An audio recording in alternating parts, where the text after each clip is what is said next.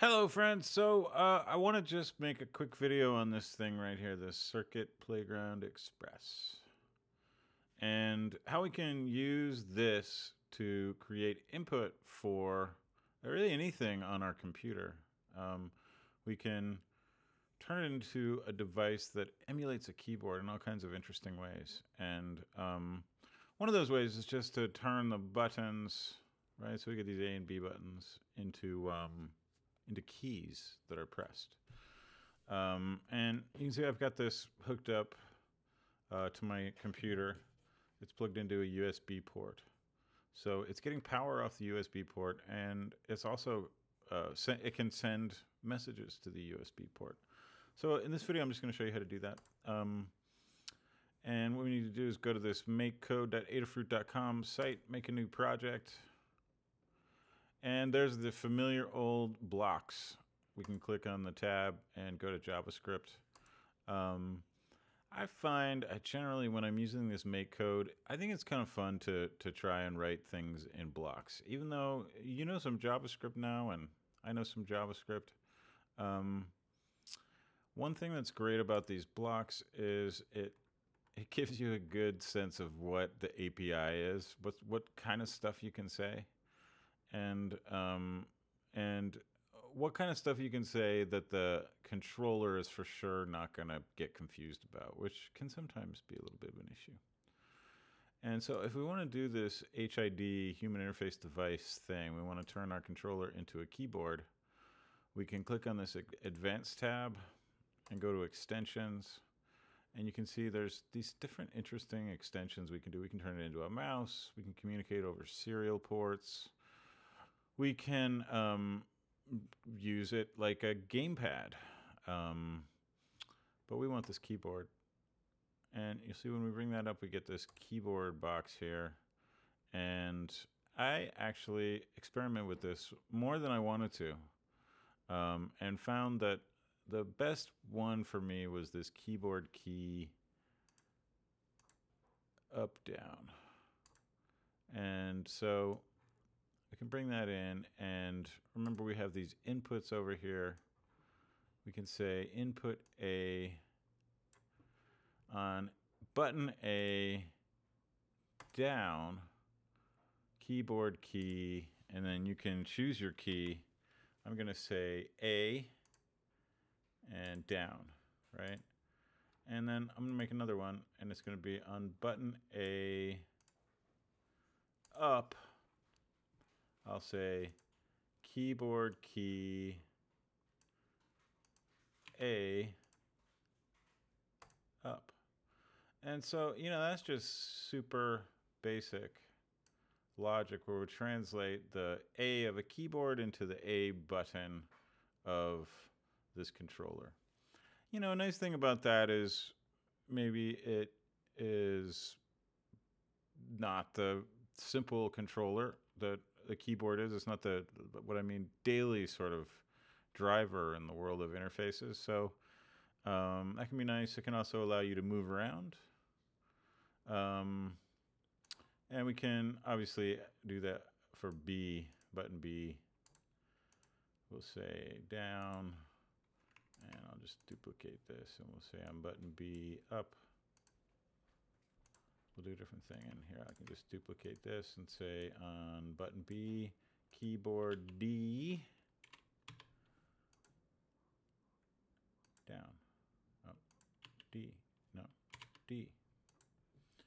And for this one, we'll say keyboard D, up. And how this goes into this Mario. I actually had these as left and right arrows. Those I think are not as easy to do in the make code editor. Let's see here. So on keyboard key, yeah, let's see. I think we can't use the arrows. I think it was what I learned is we can't use the arrow keys in here. So I converted the code to use the A. There's A. that's a D, and that's the W. And so, and this would be W. And you can see those don't look like A's or D's or W's, but those are the ASCII key codes for those codes. So that's how we can get these particular keys. We can also use key pressed, and in that case we would be able to use the letters to match which key had been pressed. And in that case, we would want to say, we could say instead of down, we would say press. But the issue there, is, for me at least, is that this key pressed doesn't stay pressed. So when you do key pressed, it registers the first press. When you do key is down, you get a continuous down until it's released. And when it's released, we have the same thing but in reverse. So that's why we have this A down will trigger A down, and A up will trigger A up. And I hope that makes sense. Now, I was thinking for myself, for this Mario game, for this jump, why not actually have people jump? And a nice thing about the Circuit Playground Express is that, where's the Circuit Playground Express? Here it is. A nice thing about the Circuit Playground Express is it has an accelerometer. And it's got all these things. It's got this accelerometer, right? This motion sensor. It's got a microphone. It's got a temperature sensor, a light sensor. So there's a lot of different information you can get in with it. And I forgot it's actually got this slide switch. So we could use the slide switch as well. But it's a little hard to find. So I was thinking, at first I was thinking maybe use the accelerometer for everything. And we sure could do that. I was just having trouble getting the refinement I wanted on the pushes. But this code here works great for making left and right movements, just like we have been doing. And what it does is it just, and I think I need to put the code on I don't have the code on my Circuit Playground Express right now.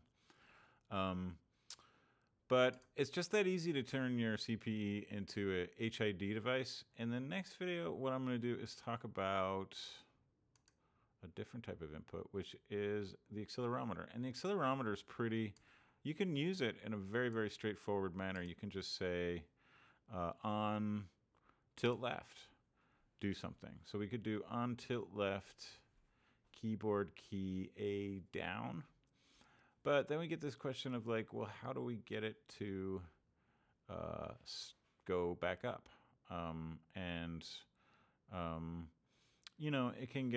It certainly is possible, but just getting the refinement to that I have found a little bit challenging.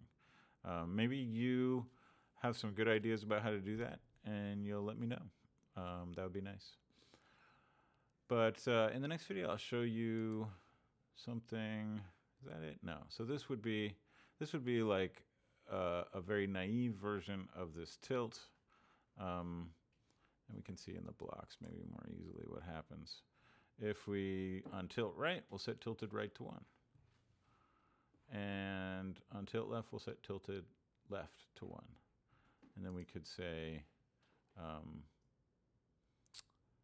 forever, those things would be true. We could also just put this keyboard type A in here, but again, we would just have that issue of not having fairly straightforward solution to this. I'm just going to implement it for my jump.